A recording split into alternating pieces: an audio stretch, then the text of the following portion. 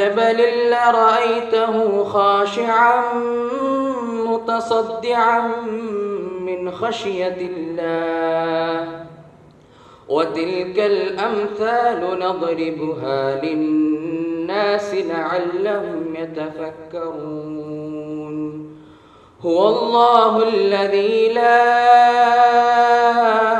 إله إلا هو عالم الغيب والشهادة هو الرحمن الرحيم. അതൊന്ന് കഴിഞ്ഞ 12 വർഷം കൊണ്ട് കേരളത്തിനകത്തും പുറത്തുമുള്ള 17,000-ഓളം മനുഷ്യർക്ക് ക്യാൻസറിൻ്റെ അതിജീവനത്തിന് വേണ്ടി അവർക്ക് അഭയമേകുവാൻ സാധിച്ചു എന്നുള്ള വലിയൊരു ചാരിതാർത്ഥ്യവും അഭിമാനവും കൊണ്ടാണ് ഒരു വികാരം. മറ്റൊന്ന്, ഇത്രയും മനുഷ്യർ ഈ ഒരു മലബാർ ക്യാൻസർ സെന്ററിൽ മാത്രം, അല്ലെങ്കിൽ അവിടെ വരുന്ന മനുഷ്യരിൽ ചെറിയൊരു ശതമാനം ആളുകൾ മാത്രം ഇത്രയും വലിയ സംഖ്യ വരുമെങ്കിൽ എത്രയധികം ആളുകളെ ക്യാൻസർ ബാധിച്ചിട്ടുണ്ട് എന്ന ഒരു മനോവ്യതയാണ് മനസ്സിലുയർന്നു വരുന്ന മറ്റൊരു വികാരം. ഏതായിരുന്നാലും 2014 ഫെബ്രുവരി 17 ബാലിയിൽ മുഹമ്മദ് ഹാജി എന്ന് പറയുന്ന നമ്മുടെ പ്രിയങ്കരനായ ചെയർമാൻ അദ്ദേഹത്തിന്റെ മനസ്സിലുദിച്ച ഒരു ആശയത്തെ 3 നില കെട്ടിടം നിർമ്മിച്ചുകൊണ്ട് ഇസ്ലാമിക പ്രസ്ഥാനത്തിന്റെ പ്രവർത്തകരുടെ കയ്യിലേക്ക് ഈ സ്ഥാപനത്തെ ഏൽപ്പിച്ചതിന് ശേഷം കേരളത്തിലെ 14 ജില്ലകളിൽ നിന്നും അതുപോലെ തന്നെ കേരളത്തിന് പുറത്തുള്ള കൊടകിൽ നിന്നും മംഗലാപുരത്തു നിന്നുമൊക്കെയായി ഇത്രയധികം രോഗികൾ, 8500-ലധികം രോഗികളും അവരുടെ കൂട്ടിരിപ്പുകാരും അടക്കം 17,000-ഓളം ആളുകൾ അഭയയുടെ ശീതീകരിച്ച സംവിധാനത്തിൽ താമസിച്ചതും അവർക്ക് അന്നം നൽകിയതും അവർക്ക് സാന്ത്വനമേൽക്കിയതും അവരുടെ ചികിത്സാ കാലയളവിൽ അവരുടെ കൂടെ നിന്നതും നമുക്ക് വലിയ അഭിമാനം, സന്തോഷവും ഉണ്ടാക്കുന്നതാണ്. നിങ്ങൾ ശ്രദ്ധിച്ചു കാണും, ഈ പരിപാടിയുടെ പേര് അഭയ ഫൗണ്ടേഷൻ 12ാമത് വാർഷിക സ്നേഹസംഗമം എന്നാണ്. നമ്മൾ ഈ പരിപാടിയുടെ പേരിനെ കുറിച്ച് വാർഷിക ആഘോഷം എന്നായിരുന്നു ആദ്യം ചർച്ച ചെയ്തിരുന്നത്. ഒരു ആഘോഷത്തിനപ്പുറം ഒരു സംഗമമായി മാറണമെന്ന് നമ്മൾ ആഗ്രഹിച്ചത് ഈ അർത്ഥത്തിലുള്ള ഒരു ചേർന്ന് നിൽക്കലിന്റെ ഭാഗമായിട്ടാണ്. നമുക്കറിയാം, ക്യാൻസർ എന്ന് പറയുന്നത് ഇന്ന് ഒരുപാട് എല്ലാ കുടുംബങ്ങളെയും ബാധിച്ചിരിക്കുന്ന ഒരു രോഗമാണ്. അതിജീവനം എന്ന് പറയുന്നത് ഒരു കലയാണ്, ഒരു മഹത്തായ കലയാണ് അതിജീവനം എന്ന് പറയുന്നത്. ഈ ഒരു അതിജീവന കലയിൽ നമുക്കൊക്കെ വലിയ റോൾ നിർവഹിക്കുവാനുണ്ട്. ഡോക്ടർമാർക്ക് മാത്രമല്ല, രോഗിക്ക് മാത്രമല്ല, അവരുടെ ചുറ്റിലുമുള്ള എല്ലാ മനുഷ്യർക്കും അതിൻ്റെതായ ഈ അതിജീവന കലയിൽ റോൾ നിർവഹിക്കാനുണ്ട് എന്നതാണ് നമ്മുടെ ഈ പ്രൗഢമായ സദസ്സ് സാക്ഷ്യപ്പെടുത്തുന്നത്. ഇവിടെ എത്തിയിട്ടുള്ള എല്ലാവരും തന്നെ ഈ സാന്ത്വന മേഖലയിൽ വലിയ സംഭാവനകൾ അർപ്പിക്കുന്ന ആളുകളാണ് എന്ന് എനിക്ക് നല്ല ബോധ്യമുണ്ട്. അതുകൊണ്ട് തന്നെ ഈ പരിപാടിയിൽ എത്തിച്ചേർന്ന മുഴുവൻ ആളുകളെയും ഞാൻ അഭയ ഫൗണ്ടേഷന് വേണ്ടി പ്രത്യേകം ആശംസിക്കുകയാണ്. ഈ പരിപാടിയിൽ സ്വാഗതം ആശംസിക്കുക എന്നതാണ് എന്നിൽ അർപ്പിതമായ ഉത്തരവാദിത്തം. അഭയ ഫൗണ്ടേഷനെ കുറിച്ച് പറയുകയാണെങ്കിൽ, ഞാൻ നേരത്തെ സൂചിപ്പിച്ചു, 2014 ഫെബ്രുവരി 27 കേന്ദ്ര സഹമന്ത്രി ശ്രീ മുല്ലപ്പള്ളി രാമചന്ദ്രൻ ഉദ്ഘാടനം ചെയ്ത് യശശരീരനായ അന്നത്തെ MLA കോടിയേരി ബാലകൃഷ്ണന്റെ അധ്യക്ഷതയിൽ മന്ത്രി KP മോഹനനും കേരളത്തിലെ സാമൂഹിക രംഗത്തെ പ്രമുഖരും പങ്കെടുത്ത വളരെ പ്രൗഢമായ ഒരു വേദിയിൽ വെച്ചായിരുന്നു അഭയയുടെ ഉദ്ഘാടനം. അഭയയിൽ നിലവിലുള്ള സൗകര്യം എന്ന് പറയുന്നത് 40 രോഗികൾക്ക് അവരുടെ കൂട്ടിരിപ്പുകാരുടെ കൂടെ താമസിക്കാനുള്ള സൗകര്യമാണ്. അബയുടെ 3 നിലകളും ശീതീകരിച്ചതാണ്. 4 റൂം സൗകര്യങ്ങൾ അബയിൽ സർജറി കഴിഞ്ഞവർക്ക് വേണ്ടി കുടുംബസമേതം താമസിക്കാൻ നമ്മൾ സൗകര്യം ഒരുക്കിയിട്ടുണ്ട്. അതുപോലെ തന്നെ നമുക്കറിയാം, ഒരുപാട് പിഞ്ചുമക്കൾ അവിടെ ക്യാൻസർ രോഗികളായി എത്തുന്നുണ്ട്. അവർക്ക് വേണ്ടി കളിക്കൂട് എന്ന പേരിൽ അവരെ കുടുംബസമേതം താമസിക്കുവാനുള്ള സൗകര്യവും 4 കുടുംബങ്ങൾക്ക് താമസിക്കാനുള്ള സൗകര്യവും അവിടെ ഏർപ്പെടുത്തിയിട്ടുണ്ട്. ഇങ്ങനെ 12 വർഷം കൊണ്ട് 17,000 ആളുകൾ അവിടെ താമസിച്ചു കഴിഞ്ഞു. അതുപോലെ തന്നെ 5 നേരം എല്ലാ നേരവും ഭക്ഷണം നൽകുകയും അവിടെ രോഗികൾക്ക് ഹോസ്പിറ്റലിലേക്ക് പോകുവാനും തിരിച്ചു വരുവാനുള്ള ഷട്ടിൽ സർവീസ് ആയിട്ടുള്ള വാഹന സൗകര്യം അവിടെ ഏർപ്പെടുത്തിയിട്ടുണ്ട്. അതുപോലെ തന്നെ നമുക്കറിയാം, ഈ ക്യാൻസർ രോഗം കണ്ടെത്തി കഴിഞ്ഞാൽ സ്വാഭാവികമായും രോഗിയും ബന്ധുക്കളും ഒക്കെ തന്നെ മാനസികമായി വല്ലാത്തൊരു പ്രയാസത്തിലായിരിക്കും, പ്രതിസന്ധിയിലായിരിക്കും.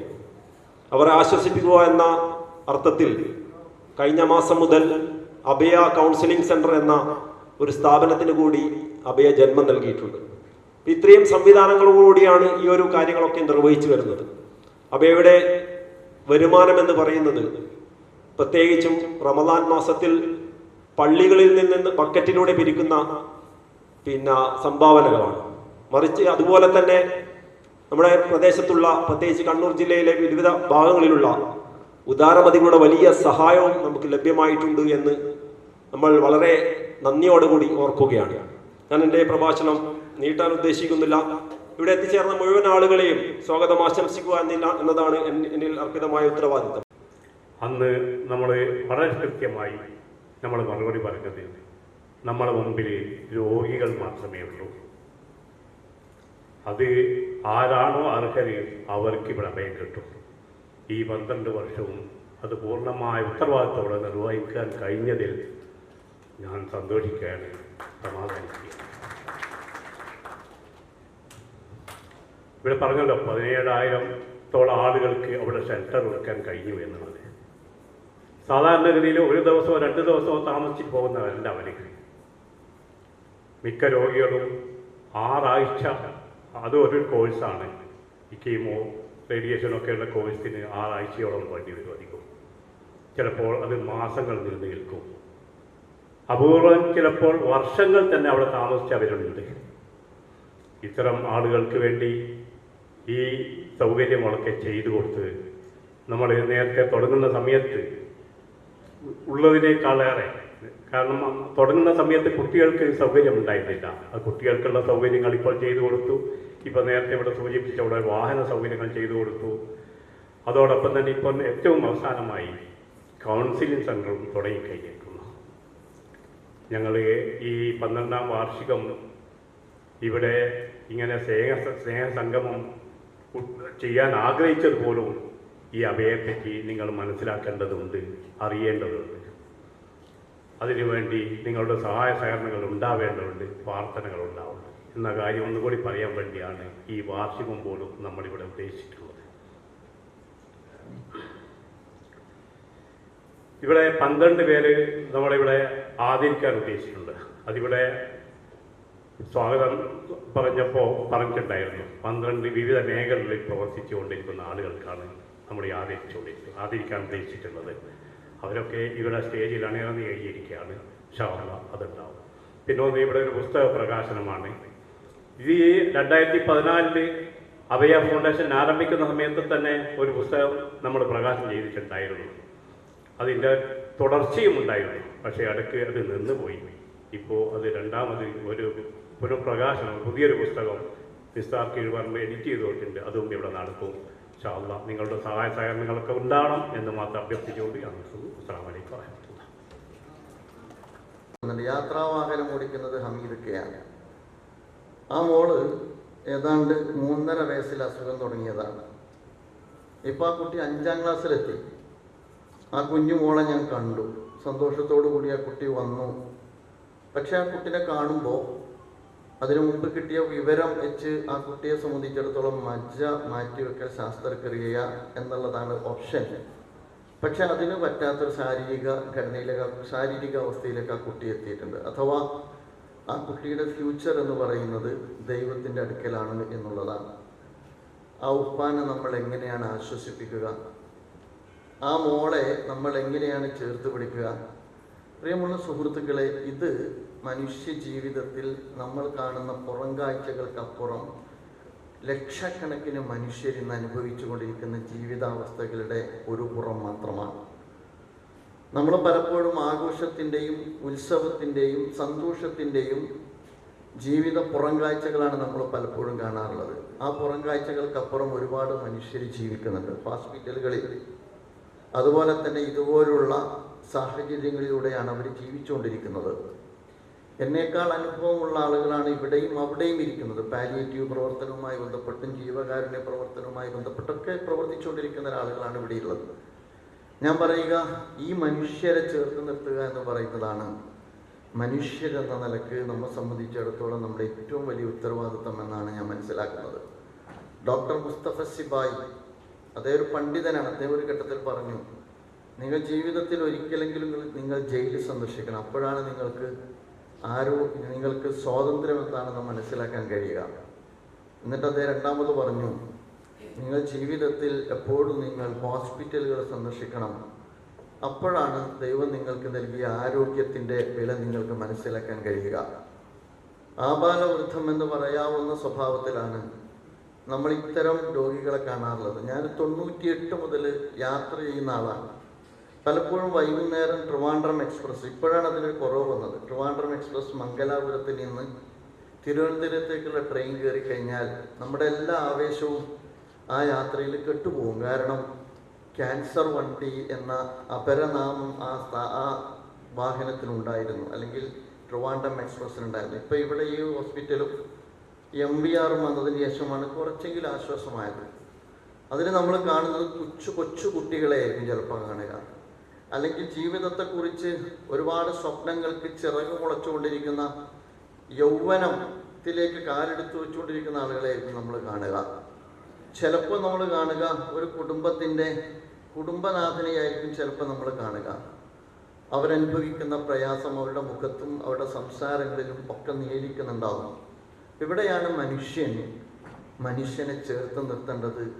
ഇവിടെയാണ് നമ്മൾ മനുഷ്യർക്ക് ഏറ്റവും കൂടുതൽ അവൈലബിൾ ആകേണ്ടത് എന്നാണ്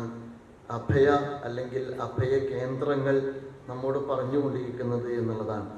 മനുഷ്യനെ സംബന്ധിച്ചിടത്തോളം മനുഷ്യനൊരു സാമൂഹ്യ ജീവിയാണ്. സാമൂഹ്യ ഉത്തരവാദിത്തങ്ങൾ നിർവഹിക്കുന്നതിലൂടെയാണ് അവൻ സാമൂഹ്യ ജീവി എന്ന അർത്ഥത്തിലുള്ള അവൻ്റെ ഉത്തരവാദിത്വം പൂർണ്ണമാകുന്നത്. സ്വാർത്ഥനാവുക എന്ന് പറയുന്നത് മനുഷ്യനിലുള്ള മാനുഷിക മൂല്യങ്ങളെ അവഗണിക്കുക എന്നതിൻ്റെ ഏറ്റവും നല്ല ഉദാഹരണമാണ്. അതുകൊണ്ട് മനുഷ്യനാവുക എന്ന് പറഞ്ഞാൽ നമുക്ക് ചുറ്റുമുള്ള നമ്മോടൊപ്പം ഓടിയെത്താത്ത, നമ്മെപ്പോലെ ജീവിക്കാൻ കഴിയാത്ത, നമ്മളെപ്പോലെ തന്നെ സൗകര്യങ്ങളില്ലാത്ത, തങ്ങളുടേതല്ലാത്ത കാരണത്താൽ ജീവിതത്തിൽ ഒരുപാട് ഇത്തരത്തിലുള്ള പ്രതിസന്ധികൾ അനുഭവിക്കുന്ന മനുഷ്യരെ കൂടി നമ്മുടെ ജീവിതത്തിൻ്റെയും നമ്മുടെ സമയത്തിൻ്റെയും ഒക്കെ ഭാഗമായി ചേർത്ത് നിർത്താൻ കഴിയുമ്പോഴാണ് ഞാൻ മനുഷ്യനാവുക എന്ന് നമ്മളൊക്കെ മനസ്സിലാക്കേണ്ടതാണ്. നമ്മുടെ കേരളത്തിൻ്റെ, ഇന്ത്യയുടെ, ലോകത്തിൻ്റെ തന്നെ സമകാലിക അന്തരീക്ഷം നമുക്ക് എല്ലാവർക്കും അറിയാവുന്നതാണ്. നമ്മൾ ഓരോരുത്തരും പരസ്പരം മുഖാമുഖം നിന്ന് ഒരു ഭാഗത്ത് പൊരുതുന്ന ഒരു ലോകമാണ്, ഒരു ഭാഗത്ത് സംഘർഷപ്പെട്ടുകൊണ്ടിരിക്കുന്ന ഒരു സമൂഹമാണ്. വംശത്തിൻ്റെ പേരിൽ, വർഗത്തിൻ്റെ പേരിൽ, ജാതിയുടെ പേരിൽ, മതത്തിൻ്റെ പേരിൽ, ദേശത്തിൻ്റെ പേരിൽ, ഭാഷയുടെ പേരിൽ ഇതെല്ലാം നമ്മുടെ രാജ്യത്ത് നടന്നുകൊണ്ടിരിക്കുകയാണ്. പക്ഷേ അതിനൊക്കെ അപ്പുറത്ത് മനുഷ്യർ എന്ന് പറയുന്ന മാനുഷികമായ മൂല്യങ്ങളിൽ നിന്നുകൊണ്ട് നമുക്ക് പ്രാഥമികമായി നിർവഹിക്കേണ്ടുന്ന ഒരുപാട് ഉത്തരവാദിത്തങ്ങളിലേക്ക് പലപ്പോഴും നമുക്ക് കടന്നു വരാൻ കഴിയുന്നില്ല എന്നുള്ളതാണ്. മനുഷ്യർ ഏറ്റവും കൂടുതൽ അച്ചടക്കമുള്ളവനായി തീരുന്നതും ഏറ്റവും കൂടുതൽ മനുഷ്യനായി തീരുന്നതും എപ്പോഴാണെന്ന് ചോദിച്ചാൽ ഇതുപോലുള്ള സാമൂഹ്യ പ്രവർത്തനത്തിൽ ഇടപെടുമ്പോഴാണ് നമുക്ക് നമ്മളെക്കുറിച്ചുള്ള തിരിച്ചറിവ് ഉണ്ടാവുക എന്നാണ് ഞാൻ മനസ്സിലാക്കുന്നത്. മഹാനായ പ്രവാചകൻ വിശ്വാസി സമൂഹത്തെക്കുറിച്ച് പ്രവാചകൻ പരിചയപ്പെടുന്നുണ്ട്. അഹബ്ബുന്നാസി ഇലല്ലാഹ്, ദൈവത്തിന് ഏറ്റവും ഇഷ്ടപ്പെട്ടവൻ ആര് എന്ന് പ്രവാചകൻ പരിചയപ്പെടുത്തുന്നുണ്ട്. പ്രവാചകൻ പറയുന്നത് അൻഫഅഹും ലിന്നാസ്, മനുഷ്യർക്ക് ഏറ്റവും കൂടുതൽ പ്രയോജനപ്പെടുന്നവനാണ് ദൈവത്തിന് ഏറ്റവും കൂടുതൽ ഇഷ്ടപ്പെട്ടത് എന്നുള്ളതാണ്. എൻ്റെ ജന്മം എൻ്റെ ജനതയ്ക്ക് എത്രമാത്രം പ്രയോജനപ്പെട്ടു, എൻ്റെ ജന്മം എൻ്റെ സുഹൃത്തുക്കൾക്ക് എത്രമാത്രം പ്രയോജനപ്പെട്ടു, എൻ്റെ ജന്മം എൻ്റെ കൂടെയുള്ള സഹജീവികൾക്ക് എത്രമാത്രം പ്രയോജനപ്പെട്ടു എന്ന് നമ്മളൊക്കെ ആത്മപരിശോധന നടത്തേണ്ടുന്ന നിമിഷങ്ങളാണ് ഇതുപോലുള്ള അഭയകേന്ദ്രയുടെ 12ാമത്തെ വാർഷികത്തിൽ ഞാൻ നിങ്ങളോട് പറയാൻ ആഗ്രഹിക്കുന്നത്. നമ്മൾ നമ്മുടെ ലോകത്ത്, നമ്മുടെ സന്തോഷത്തിൽ, നമ്മുടെ കുടുംബത്തിൽ, നമ്മളുടെ മക്കളുടെ സന്തോഷത്തിൽ എന്നതിനപ്പുറം എൻ്റെ ലൈഫ് എത്രമാത്രം ഈ സൊസൈറ്റിക്ക് ഉപകാരപ്പെട്ടു എന്ന് ആലോചിക്കുമ്പോഴാണ് നമ്മൾ ചെയ്താൽ തീരാത്ത അത്ര, നമ്മൾ കൊടുത്താൽ മതിയാകാത്ത അത്ര, നമ്മൾ പൂർത്തീകരിക്കാൻ തീരുമാനിച്ചാലും പൂർത്തീകരിക്കാൻ കഴിയാത്ത അത്ര നമ്മുടെ രാജ്യത്ത് നിരാലംബരും നിസ്സഹായരുമായ രോഗികളായ നിരവധി മനുഷ്യരുണ്ട് എന്ന് നമുക്ക് മനസ്സിലാക്കാൻ കഴിയും. ഇത് ക്യാൻസർ എന്ന് പറയുന്ന ഒരു തലവാചകത്തിൽ മാത്രമാണ് നമ്മൾ സംസാരിക്കുന്നത്. ഡയാലിസിസ് പേഷ്യൻറ്റിൻ്റെ അവസ്ഥ എന്ത് എന്ന് നമുക്ക് എല്ലാവർക്കും അറിയാവുന്ന ഒരു കാര്യമാണ്. ഒരു രോഗി വന്നാൽ, ഒരു പക്ഷെ ഒരു വീട്ടിൽ ഒരു രോഗി വന്നു കഴിഞ്ഞാൽ ആ വീടും ആ കുടുംബവും പ്രാരാബ്ധത്തിലേക്ക് നീങ്ങാൻ, ഒരു പക്ഷേ ആ കുടുംബം വഴിയാധാരമാകാൻ ഒരൊറ്റ കിഡ്നി പേഷ്യൻ്റ് ഒരു വീട്ടിൽ മതി എന്നുള്ളതാണ്. ഒറ്റ കിഡ്നി പേഷ്യൻ്റ് മതി. നിരന്തരമായ ഡയാലിസിസ് കഴിയുമ്പോഴേക്ക് ഏതാണ്ട്, അതല്ലെങ്കിൽ ഇതുപോലുള്ള ഒരു അർബുദ രോഗം കഴിയുമ്പോഴേക്ക് പല കുടുംബങ്ങളും അവരുടെ ജീവിതം തന്നെ വഴിയാധാരമായി പോകുന്നു എന്നുള്ളതാണ്. ഞാൻ പീപ്പിൾസ് ഫൗണ്ടേഷൻ എന്ന് പറയുന്ന നമ്മുടെ തന്നെ കീഴിലുള്ള ചാരിറ്റി പ്രവർത്തനത്തിൻ്റെ ഭാഗമായി പലപ്പോഴും ഒരാഴ്ചയിൽ ഒരു ദിവസം ഇത്തരത്തിലുള്ള ഒരുപാട് കേസുമായി ബന്ധപ്പെട്ടുള്ള അപേക്ഷകളുടെ മുമ്പിൽ ഇരിക്കാറുണ്ട്. ആ അപേക്ഷകളുടെ മുമ്പിൽ ഇരിക്കുന്ന അന്ന് നമുക്ക് ഉറക്കം വരില്ല. കാരണം എന്താണെന്ന് ചോദിച്ചു കഴിഞ്ഞാൽ നമ്മുടെ മുമ്പിൽ വരുന്ന പല അപേക്ഷകളും ഇതുപോലെ രോഗത്തിനടിപ്പെട്ട് എന്നിട്ട് ഏതാണ്ട് ഒന്നുകിൽ മരണപ്പെട്ടിട്ടുണ്ടാകും ഉപ്പ, അല്ലെങ്കിൽ ഉമ്മ, അല്ലെങ്കിൽ അച്ഛൻ, അല്ലെങ്കിൽ അമ്മ, അല്ലെങ്കിൽ പ്രിയപ്പെട്ട മക്കൾ മരണപ്പെട്ടിട്ടുണ്ടാകും. പക്ഷെ അപ്പോഴേക്ക് സ്വന്തം വീട്, അതിൻ്റെ ആധാരം പിന്നെ പണയത്തിലായി, അത് ജപ്തി ഭീഷണി അനുഭവിക്കുന്ന, എന്നിട്ട് അത് റിലീസാക്കാൻ വേണ്ടിയിട്ട് അപേക്ഷയുമായി വരുന്ന ആളുകളുണ്ട്.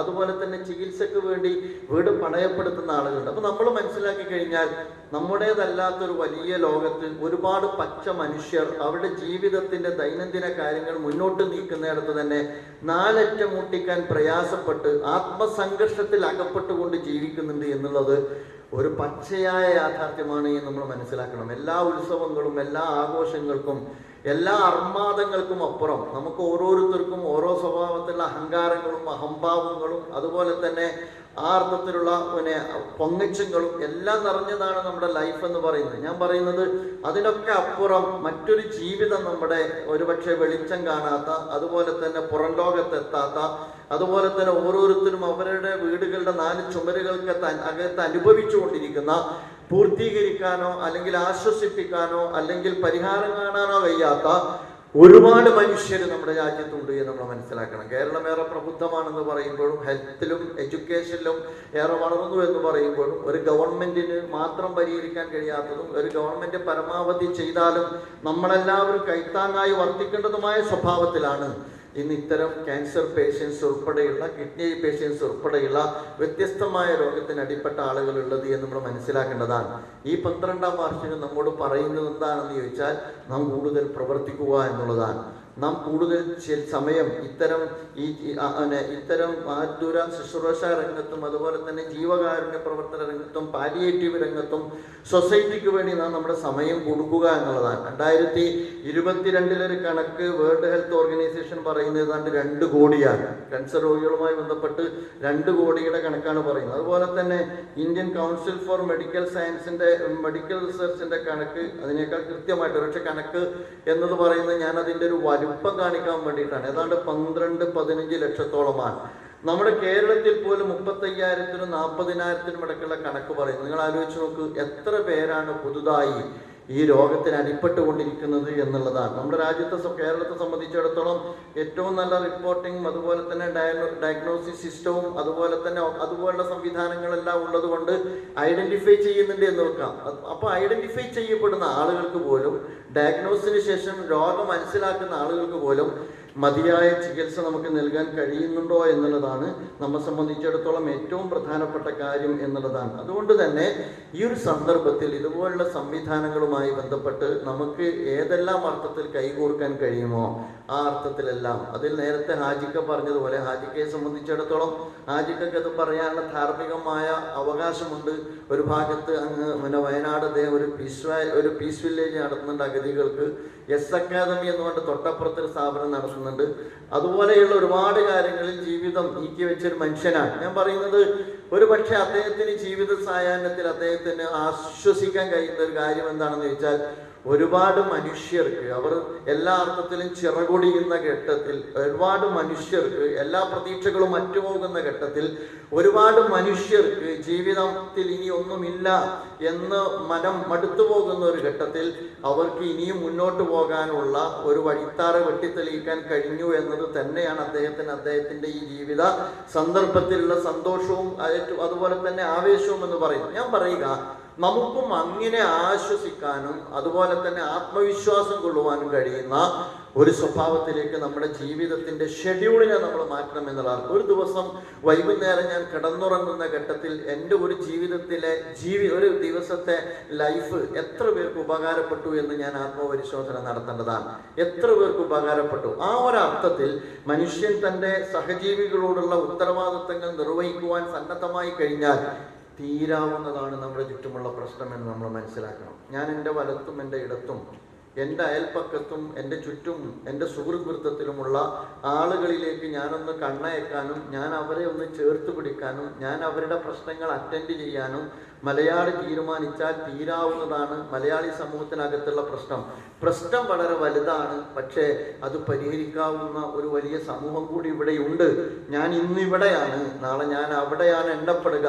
ഇന്ന് ഞാൻ അഭയകേന്ദ്രത്തിന് പുറത്താണ്, നാളെ ഞാനും ആ അഭയകേന്ദ്രത്തിന് അകത്താകാവുന്ന സാഹചര്യമാണ് എന്നെയും കാത്തിരിക്കുന്നത് എന്ന തിരിച്ചറിവോടുകൂടി മനുഷ്യരെ, ഞാൻ പറയുക എല്ലാ പരിഗണനകൾക്കും അതീതമായി മനുഷ്യരെ, എല്ലാം ഒന്നിൽ നിന്ന് ആരംഭിച്ച ഈ മനുഷ്യരെ, അവരുടെ അടിസ്ഥാന ആവശ്യങ്ങൾ നിരാകരിക്കപ്പെട്ട മനുഷ്യരെ നമുക്ക് ചേർത്ത് നിർത്താൻ കഴിയേണ്ടതാണ്. നിങ്ങൾ ആലോചിച്ച് നോക്ക്, ഒരു കുടുംബനാഥൻ, നമ്മൾക്ക് എല്ലാവർക്കും അറിയാം, ഒരു കുടുംബനാഥൻ മക്കളെ ഏതാണ്ട് ഒത്തൊപ്പിച്ച് മുന്നോട്ട് കൊണ്ടുപോകുന്ന ഒരു ഘട്ടത്തിലാണ് എവിടെയെങ്കിലും ഒരു പെയിൻ വന്ന് എന്നിട്ടതൊന്ന് ബയോപ്സിക്ക് അയച്ച് പിന്നെ റിസൾട്ട് വരുന്നതോടുകൂടി ആ കുടുംബത്തിൻ്റെ അവസ്ഥ നിങ്ങൾക്ക് ചിന്തിക്കാവുന്നതാണ്. അവർ ശാരീരികമായി അസുഖം ഐഡൻറ്റിഫൈ ചെയ്തതല്ല, അവർ മാനസികമായി തകരാൻ. നമ്മൾ മനസ്സിലാക്കണം, മാനസികമായി തകരാൻ. എനിക്ക് എൻ്റെ മക്കളെ കുറിച്ച് ഒരുപാട് സ്വപ്നങ്ങളുണ്ട്. എൻ്റെ മോളെ കുറിച്ചുണ്ട്, എൻ്റെ മോനെ കുറിച്ചുണ്ട്, വീടിനെ കുറിച്ചുണ്ട്, അവരുടെ ഫ്യൂച്ചറിനെ കുറിച്ചുണ്ട്.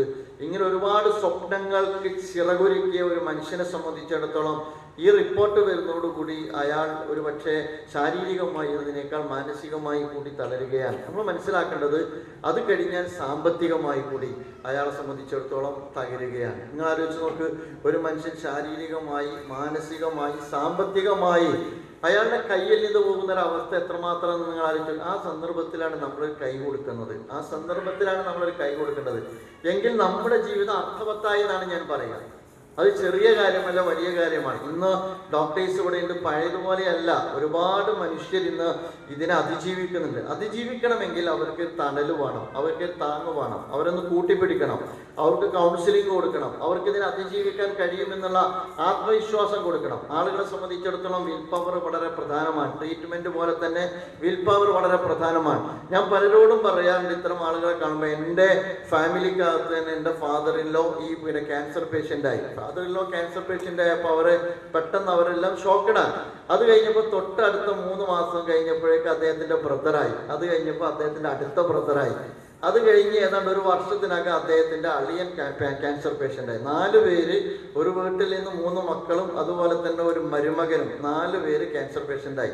ഞാൻ പറയുന്നത് ഈ ഒരു സന്ദർഭത്തെ എനിക്ക് ശരിക്കും അറിയാൻ പറ്റും. പക്ഷേ അതിനെ അവർ ഏതോ അർത്ഥത്തിൽ അതിനെ വിൽ പവറോടുകൂടി ട്രീറ്റ്മെൻറ്റ് കഴിഞ്ഞ് ഇപ്പോൾ അവർ 4 പേരും വളരെ ഭംഗിയായി അവരവരുടെ ജോലികൾ ചെയ്തുകൊണ്ടിരിക്കുകയാണ്.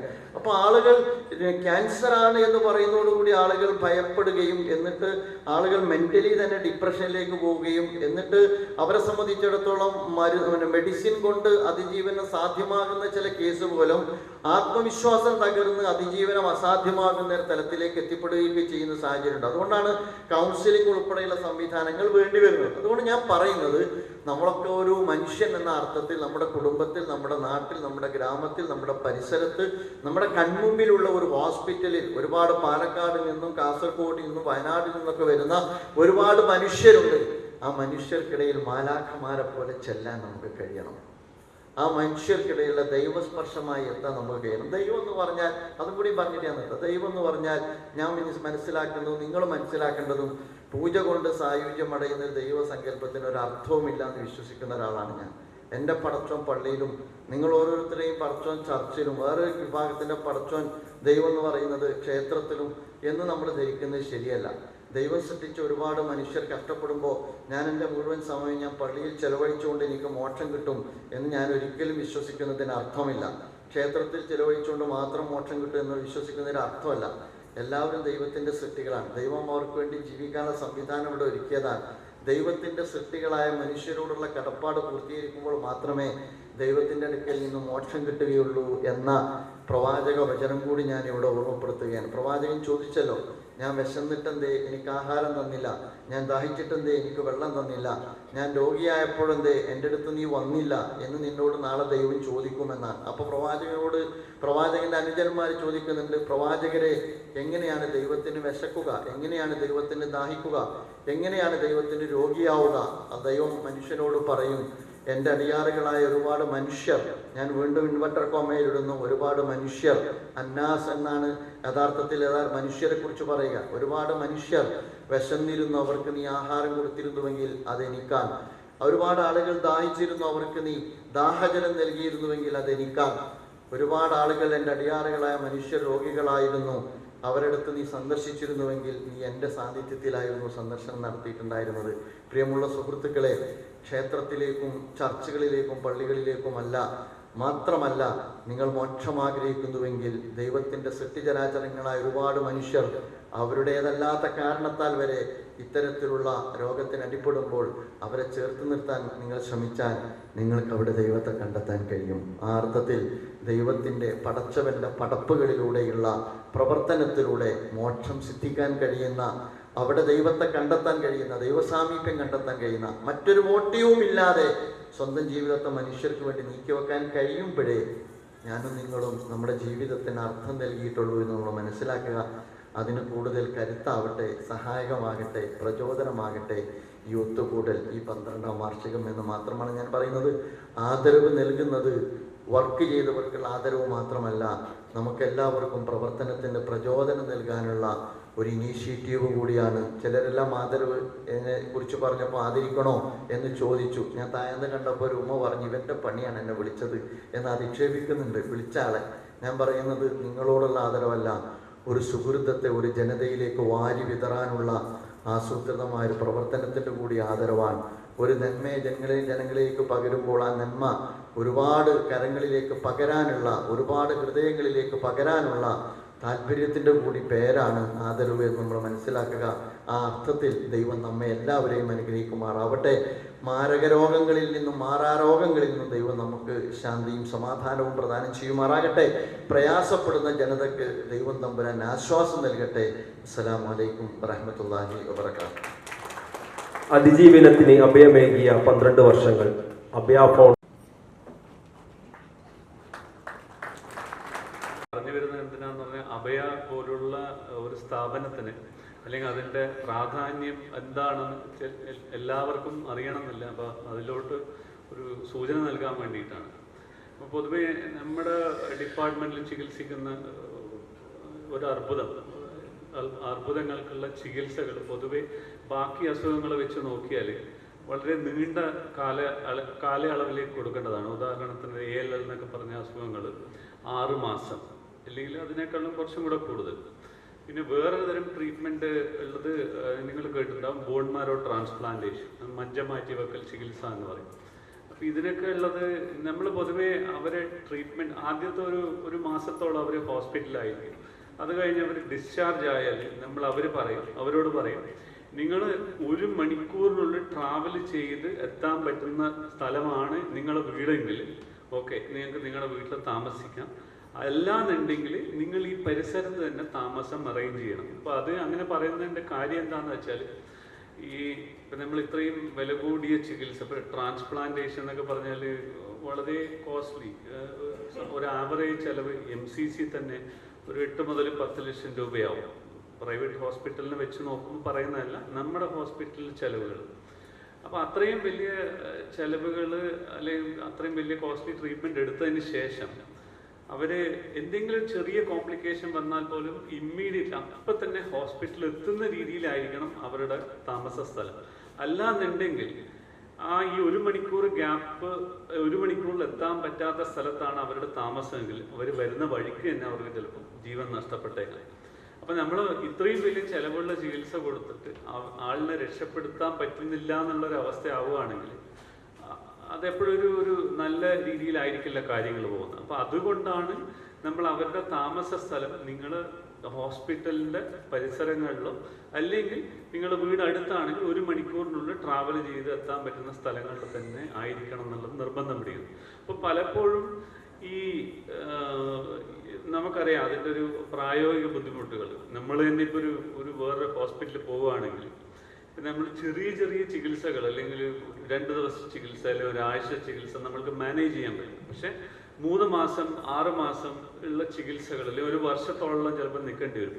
അതുകൂടാതെ നമ്മുടെ ഇപ്പം ട്രാൻസ്പ്ലാന്റേഷനിലൊക്കെ വരുന്ന രോഗികൾ കണ്ണൂർ, കാസർഗോഡ് അല്ലെങ്കിൽ കോഴിക്കോട് ആ ഭാഗത്തുനിന്നുള്ളവർ മാത്രമല്ല, കേരളത്തിൽ നിന്ന് മുഴുവൻ, കാസർഗോഡ് തൊട്ട് തിരുവനന്തപുരം വരെയുള്ള രോഗികൾ, അതുപോലെ കുറേ കേരളത്തിൽ നിന്ന് പുറത്തുനിന്നുള്ളവരും രോഗികളുണ്ട്. കൊടക് ഭാഗത്തു നിന്നുള്ളവരുണ്ട്, തമിഴ്നാട്ടിൽ നിന്നുണ്ട്, പിന്നെ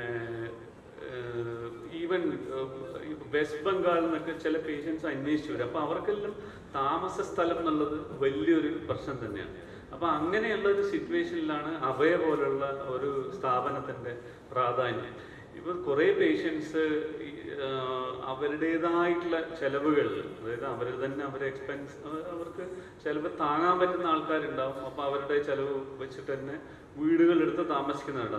നമ്മൾ റാൻഡമായിട്ട് അവരോട് ചോദിക്കാറുണ്ട് എത്ര രൂപയാണ് നിങ്ങളുടെ വാടക. അപ്പം ഈ സാധാരണ നമ്മൾ പ്രതീക്ഷിക്കുന്ന ഒരു വാടകേനേക്കാൾ വളരെ കൂടുതലാണ് അവർക്ക് കൊടുക്കേണ്ടി വരുന്ന വാടകൾ. അതെന്തുണ്ടെന്ന് നമുക്ക് മനസ്സിലാക്കാം. ഇവർ രോഗികളാണ്. അപ്പോൾ അതുകൊണ്ട് തന്നെ ഒരു എന്താ പറയണ്ട, അവരൊരു ഉപയോഗിക്കുന്ന രീതിയിൽ അധികം അതിന് കൊമേഴ്ഷ്യൽ ആസ്പെക്റ്റ് ഉണ്ടാവാം. പല സ്ഥലങ്ങളിലും അവരുടെ താമസ സ്ഥലങ്ങൾക്ക് ഈടാക്കുന്ന വാടകൾ. അപ്പോൾ അത് വെച്ച് നോക്കിയാൽ ഇങ്ങനെയുള്ളൊരു സംവിധാനങ്ങൾ, അവയെ പോലുള്ള സംവിധാനങ്ങൾ അവർക്ക് വളരെയധികം ഉപകാരപ്പെടുന്നത് തന്നെയാണ്. അപ്പോൾ അതുകൊണ്ട് ഇങ്ങനെയുള്ള ഉദ്യമങ്ങൾ ഇനിയും ഉണ്ടാകട്ടെ എന്ന് തന്നെയാണ്. അതിനുള്ള എല്ലാവിധ പ്രവർത്തനങ്ങളും നിങ്ങളെപ്പോലെയുള്ള ഓർഗനൈസേഷൻ്റെ ഭാഗത്ത് നിന്ന് ഉണ്ടാവണം. അത് ഇനിയും അതുപോലുള്ള സ്ഥാപനങ്ങൾ ഇനിയും വരേണ്ടത് തന്നെയാണ് എൻ്റെ അഭിപ്രായം. നമ്മൾക്ക് ഞാൻ ജോയിൻ ചെയ്ത് വെച്ച് നോക്കിയാൽ ഇപ്പോഴത്തെ അവസ്ഥയിൽ MCCയിൽ അന്നേരം പേഷ്യൻസിൻ്റെ നമ്പേഴ്സ് ഒരു കൊല്ലത്തേക്ക് 500 അല്ലെങ്കിൽ 1000 ആയിരുന്നു മാക്സിമം. അത് നമ്മളിപ്പോൾ 8500, 9000 വരെയാണ് ഒരു വർഷത്തെ പേഷ്യൻറ്റിലോട്. അപ്പോൾ അത് വെച്ച് നോക്കിയാൽ അവയെ മാത്രം മതിയാവില്ല, അല്ലെങ്കിൽ മറ്റ് ഓർഗനൈസേഷൻ മാത്രം മതിയാവില്ല. ഇനിയും ഇതുപോലുള്ള സ്ഥാപനങ്ങൾ വരണം. അല്ലെങ്കിൽ ഇപ്പോഴുള്ള സ്ഥാപനത്തിൻ്റെ കുറച്ചും കൂടെ എന്താ പറയുക, കുറേയും കൂടെ സ്പേസും അല്ലെങ്കിൽ കുറേയും കൂടെ സൗകര്യങ്ങളും ഉള്ള ഒരു സംവിധാനങ്ങൾ ഇനിയും വരേണ്ടി വരുമായിരിക്കും. എന്നാലും പൊതുവെ പാവപ്പെട്ട പേഷ്യൻസിന് കുറേയും കൂടെ ഉപകാരമായിരിക്കും എന്നാണ് എനിക്ക് പറയാനുള്ളത്. അപ്പോൾ ഇത്രയും പറഞ്ഞുകൊണ്ട് എന്നെ ഈ ചടങ്ങിലേക്ക് ക്ഷണിച്ചതിന് ഒന്നുകൂടി നന്ദി അറിയിക്കുന്നു. നന്ദി, നമസ്കാരം.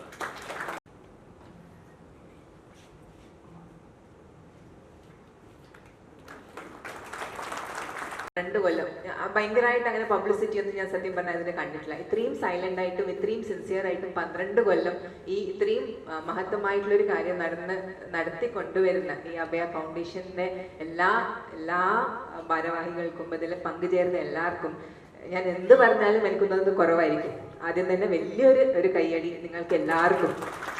ഇത്രയും മഹത്തമായിട്ടുള്ള ഒരു കാര്യമാണ്. പിന്നെ ക്യാൻസർ എന്ന് പറഞ്ഞപ്പം ആദ്യം പ്രസംഗിച്ച ആളുകൾ ഡോക്ടർമാർക്ക് ഇതിനെപ്പറ്റി ഭയങ്കര എന്താ പറയുക, ഭയങ്കര പരിചയമുള്ളതുമാണ്. ഞാൻ പേഴ്സണലി പറയുകയാണെങ്കിൽ ഞാൻ MBBS കഴിഞ്ഞ് പാസ്സായ കാലത്താണ് എൻ്റെ അമ്മക്ക് ക്യാൻസർ വന്നത്. അപ്പം അമ്മക്ക് ക്യാൻസർ വന്ന സമയത്ത് ഞാനൊരു ഡോക്ടർ ആയിരുന്നില്ല. ഞാനന്ന് പൊട്ടിക്കരഞ്ഞിരുന്ന ഡോക്ടർ മുമ്പിൽ.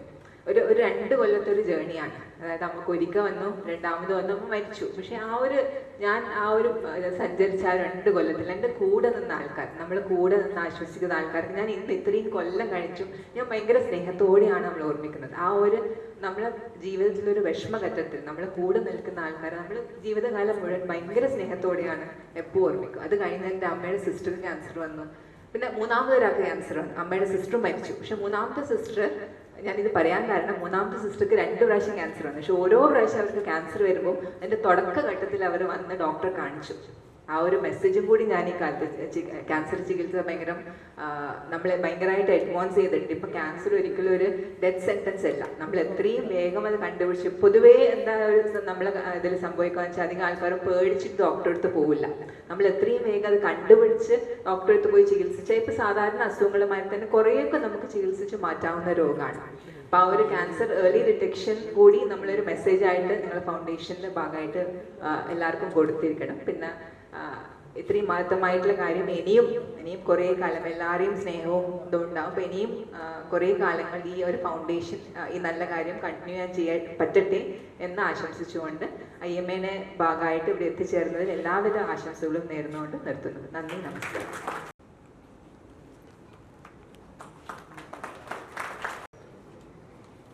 നിസ്താർ ക്യൂബർ പറമ്പ് എഡിറ്ററായിക്കൊണ്ട് എലാങ്കോട് BSM ട്രസ്റ്റ് പുറത്തിറക്കുന്ന വെയിലും നിലാവും എന്ന പുസ്തകത്തിന്റെ പ്രകാശനമാണ് അടുത്തതായി നടക്കുന്നത്.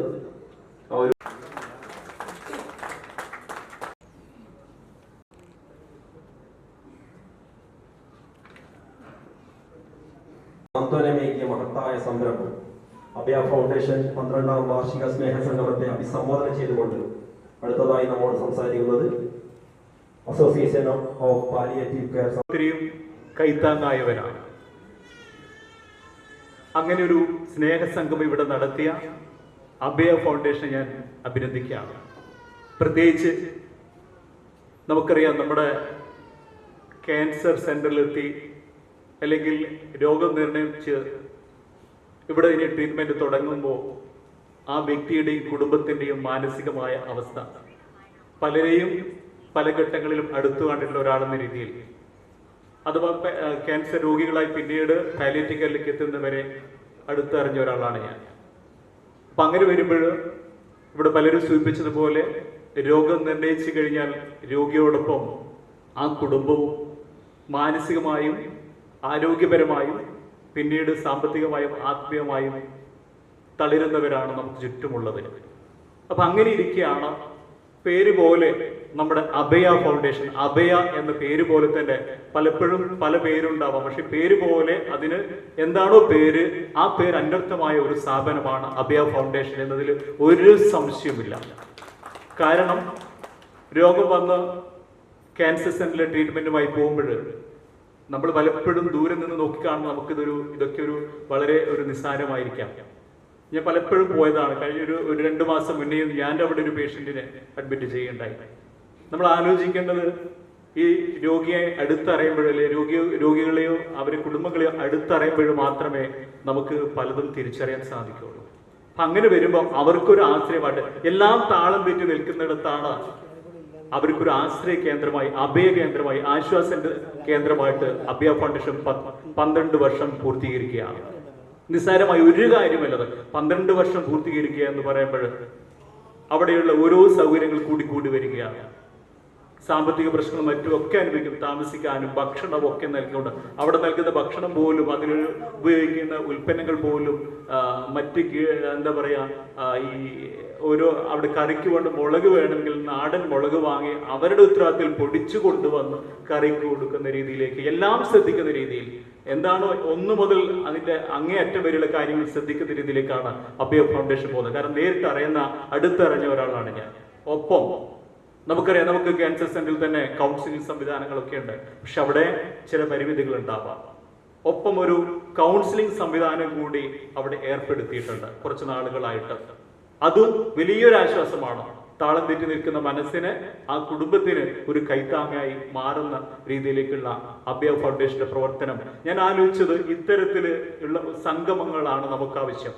വിവിധ പരിപാടികൾ, പ്രവർത്തനങ്ങൾ, രാഷ്ട്രീയ പ്രവർത്തനങ്ങൾ, അല്ലെങ്കിൽ പോളിഷ് ചെയ്ത് കാണുന്ന കുറേ പ്രവർത്തനങ്ങൾ നമ്മുടെ മുമ്പിൽ നടക്കുമ്പോൾ ഇത്തരത്തിൽ നിങ്ങൾ ആലോചിച്ചു, ഞാൻ ഇവിടെ ഇരുന്ന് ആലോചിച്ചത്, ഈ ഹാളിലുള്ള സംസാരിക്കുന്നവരായാലും കേൾക്കാനിരിക്കുന്നവരായാലും ഇന്ന് ഈ ദിവസം നിങ്ങളെ സംബന്ധിച്ചിടത്തോളം ഏറെ സന്തോഷമുള്ള, മനസ്സിന് ചിന്തിക്കാനും ആശ്വാസവുമുള്ള ഒരു ദിവസമായിട്ടാണ് ഇതിനെ ഞാൻ കാണുന്നത്.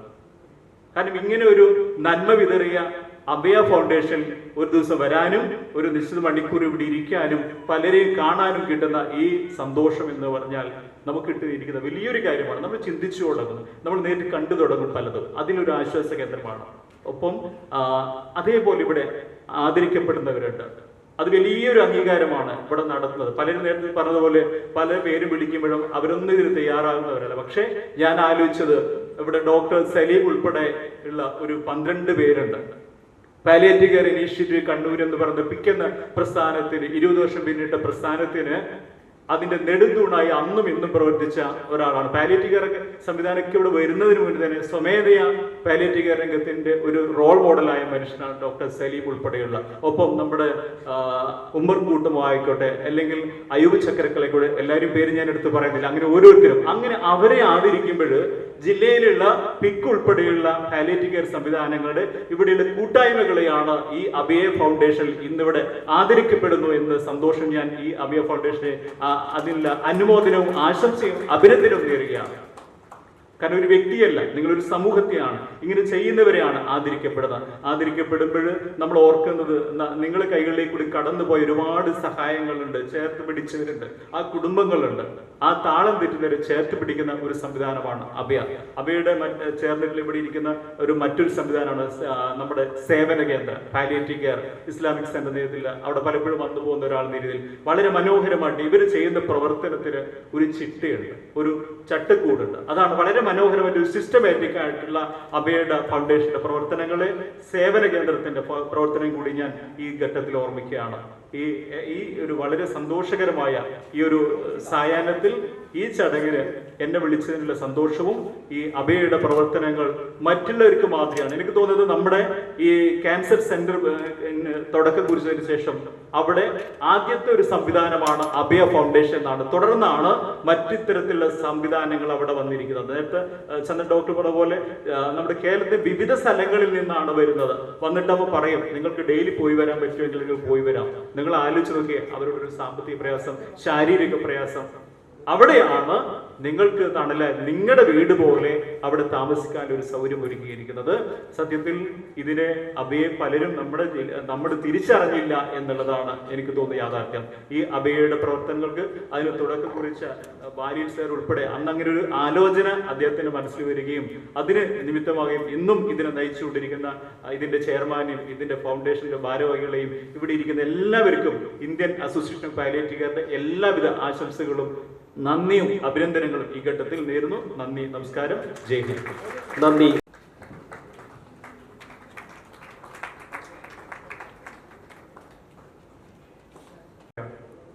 ഒരു സായാഹ്നമാണ് ഇത്. 12 വർഷം മുമ്പ് അഭയ ഫൗണ്ടേഷൻ അവിടെ ആരംഭിക്കുമ്പോൾ ഏതോ അർത്ഥത്തിൽ അതിൻ്റെ ഭാഗമാകാൻ കഴിഞ്ഞിരുന്നു. ഇന്ന് 12 വർഷത്തിനിടയിൽ അവിടെ വന്ന് അവിടുത്തെ സേവനം അനുഭവിച്ച് കഴിഞ്ഞുപോയ ആളുകളുടെ എണ്ണം അറിയുമ്പോൾ അത്ഭുതവും സന്തോഷവും അനുഭവപ്പെടുകയാണ്. അഭയ ഫൗണ്ടേഷൻ ചെയ്യുന്ന സേവനങ്ങളെ നമുക്ക് അഭിനന്ദിക്കാം. അതോടൊപ്പം ഇവിടെ അമീർ ഉൾപ്പെടെയുള്ള ആളുകൾ സംസാരത്തിൽ സൂചിപ്പിച്ച നമ്മുടെ നാട്ടിൻ പുറങ്ങളിൽ നമ്മുടെയൊക്കെ ഓരോരോ വീടകങ്ങളിലും വർദ്ധിച്ചു വന്നുകൊണ്ടിരിക്കുന്ന രോഗങ്ങളുണ്ട്, രോഗികളുണ്ട്. അവരെ ഓർത്ത് നമുക്ക് നമ്മളുടെ ഉത്തരവാദിത്തങ്ങൾ, നമ്മളുടെ ബാധ്യതകൾ ഒന്നുകൂടി ഉറക്കെ അത് ഓർമ്മിക്കാം. നാം മനസ്സിലാക്കേണ്ടത് ആരോഗ്യം ഒരനുഗ്രഹമാണ്. പ്രവാചകൻ തിരുമേനി സല്ലല്ലാഹു അലൈഹി വസല്ലമ പറഞ്ഞിട്ടുണ്ട്, 2 കാര്യങ്ങളിൽ മനുഷ്യർ പലപ്പോഴും അശ്രദ്ധരാണ്. അതിലൊന്ന് ആരോഗ്യമാണ്, 2 അവൻ്റെ ഒഴിവു സമയമാണ്. ആരോഗ്യം ചില ആളുകൾ വല്ലാതെ ശ്രദ്ധിക്കാറുണ്ട്. ഭക്ഷണം ശ്രദ്ധിക്കും, അതേപോലെ ദിനചര്യകൾ കൃത്യമായി നിർവഹിക്കും, ചെക്കപ്പ് നടത്തിക്കൊണ്ടേയിരിക്കും ചിലപ്പോൾ. പക്ഷേ എന്നാലും ചില ആളുകൾക്ക് അവര് അറിയാതെ രോഗം പിടിപെടും. ഒരു പരീക്ഷണമാണ്. യഥാർത്ഥത്തിൽ ആ പരീക്ഷണം രോഗിയെ മാത്രമല്ല, അതിലേറെ നമ്മളെപ്പോലെയുള്ള ആളുകൾക്കുമാണ് ആ പരീക്ഷണം. പ്രവാചകൻ സല്ലല്ലാഹു അലൈഹി വസല്ലമ പറഞ്ഞിട്ടുണ്ട്, രോഗി അവൻ്റെ പാപങ്ങളൊക്കെ പടച്ച തമ്പുരാൻ കഴുകിക്കളയും. കാരണം ആ രോഗം ഒരു പരീക്ഷണമായി കണ്ട് അവൻ ക്ഷമ അവലംബിക്കുകയാണ്. അതിൻ്റെ പേരിൽ ഒന്നും അവൻ തെറ്റിക്കുന്നില്ല, ദൈവത്തെ അവൻ വിസ്മരിക്കുന്നില്ല, ആരെയും അവൻ കുറ്റപ്പെടുത്തുന്നില്ല. എന്നാൽ അവൻ അതിലൂടെ രക്ഷപ്പെടും എന്നത് ശരിയാണെങ്കിലും നമ്മളെ സംബന്ധിച്ചിടത്തോളം അത് അതിനേക്കാൾ ഏറെ വലിയ പരീക്ഷണമാണ്. അതുകൊണ്ടാണ് ഇത്തരം അഭയ കേന്ദ്രങ്ങളുടെ, സെന്ററുകളുടെ പ്രവർത്തനത്തിൻ്റെ പ്രസക്തി ഏറി വരുന്നത്. രോഗികളോടൊപ്പം നിൽക്കാൻ ആളില്ലാതെ എത്രയോ പേർ ബുദ്ധിമുട്ടുന്നുണ്ട്. കാരണം ഹോസ്പിറ്റലിൽ ദിവസങ്ങളോളം തങ്ങണം. കുടുംബക്കാര് അവരുള്ളവരൊക്കെയും പ്രയാസത്തിലാണ്. അതുകൊണ്ട് അവരോടൊപ്പം നിൽക്കാൻ ഒരാൾക്ക് കഴിയുക എന്നത് ഈ കാലഘട്ടത്തിൽ ചെയ്യുന്ന വലിയ സേവനമാണ്. കാശ് കൊടുക്കാൻ എല്ലാവർക്കും കഴിയും, ഏറെക്കുറെ ചെറുതോ വലുതോ ആയ അളവിൽ. അത് കൊടുത്തത് കൊണ്ട് മാത്രം തീരുന്നതല്ല നമ്മളുടെ ഉത്തരവാദിത്വം. അതുകൊണ്ട് ഇത്തരം കേന്ദ്രങ്ങളിൽ ഒരു ദിവസമെങ്കിലും ചെന്ന് ഒരു വളണ്ടിയർ സേവനം അനുഷ്ഠിക്കാൻ കഴിഞ്ഞാൽ അന്നേരം നമുക്ക് നമ്മുടെ ആരോഗ്യത്തിൻ്റെ വിലയറിയും, അവിടെ കിടക്കുന്ന ആളുകളുടെ പ്രയാസങ്ങൾ അറിയും, ജീവിതത്തിൽ ആ സേവനത്തിൻ്റെ ഗുണം അനുഭവിക്കാനും കഴിയും. അഭയ ഫൗണ്ടേഷൻ്റെ പ്രവർത്തനങ്ങൾ അത് ഇനിയും ഭംഗിയായി നിർവഹിക്കാൻ അവർക്ക് കഴിയട്ടെ. അവരോടൊപ്പം ചേരാൻ നമുക്കും ദൈവം തുണ നൽകട്ടെ എന്ന് മാത്രം പ്രാർത്ഥിച്ചുകൊണ്ട് ഞാൻ എൻ്റെ വാക്കുകൾ ഉപസംഹരിക്കുന്നു. അസ്സലാമു അലൈക്കും വറഹ്മത്തുള്ളാഹി.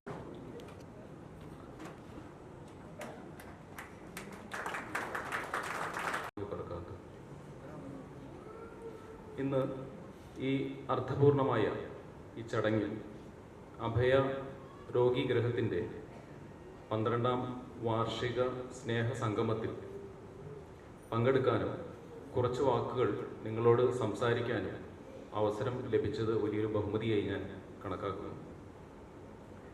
മലബാർ ക്യാൻസർ സെൻ്ററിൽ സർജിക്കൽ ഓങ്കോളജി അഥവാ ക്യാൻസർ സർജറി വിഭാഗത്തിലാണ് ഞാൻ ജോലി ചെയ്യുന്നത്. അതുകൊണ്ട് തന്നെ ഇപ്പോൾ ഇവിടെ പരാമർശിച്ച രോഗികൾ അഭിമുഖീകരിക്കുന്ന പ്രശ്നങ്ങൾ അത് രോഗം മാത്രമല്ല, രോഗം അതിൻ്റെ ഒരു ഭാഗം മാത്രമാണ്.